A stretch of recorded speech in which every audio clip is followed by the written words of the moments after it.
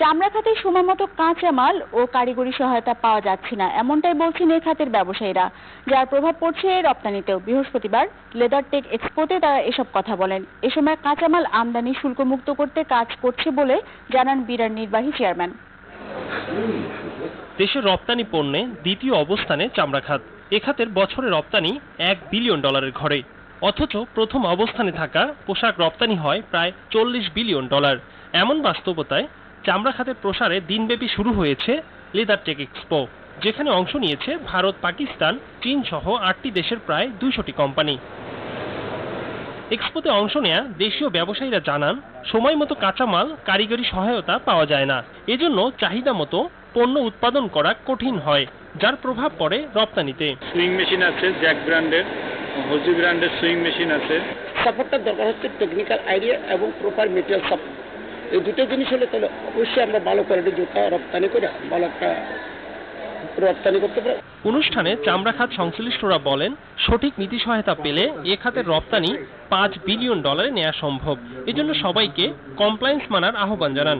একই সাথে কাঁচামাল আমদানিতে শুল্কমুক্ত সুবিধা দাবি করেন। We can connect the technology and the know-how of China, the product development of China, the raw material strengths of our friends from Pakistan, India, Europe, Taiwan, and use the proven cutting and stitching capabilities of Bangladesh.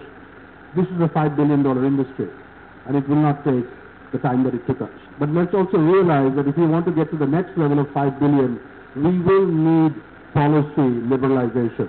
এ সময় বিডার নির্বাহী chairman বলেন, রপ্তানি বাড়াতে পোশাকের পর সবচেয়ে বেশি গুরুত্ব দেওয়া হচ্ছে চামড়া খাতে। কাঁচামাল আমদানির শুল্ক কমাতে বাণিজ্য মন্ত্রণালয়, এনবিআর যৌথভাবে কাজ করছে বলেও জানান তিনি। আরএনডি সেক্টরের পরে চামড়ার চেয়ে আর কোনো বেটার সেক্টর আমাদের হাতে আছে যেটাকে আমরা ওই লেভেলে নিয়ে যেতে পারবো।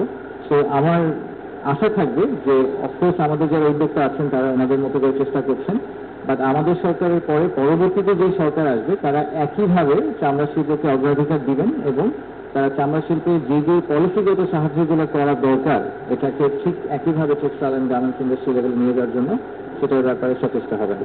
3 দিন ব্যাপী 11তম লেদার টেকের এই আসর চলবে 7 ডিসেম্বর পর্যন্ত।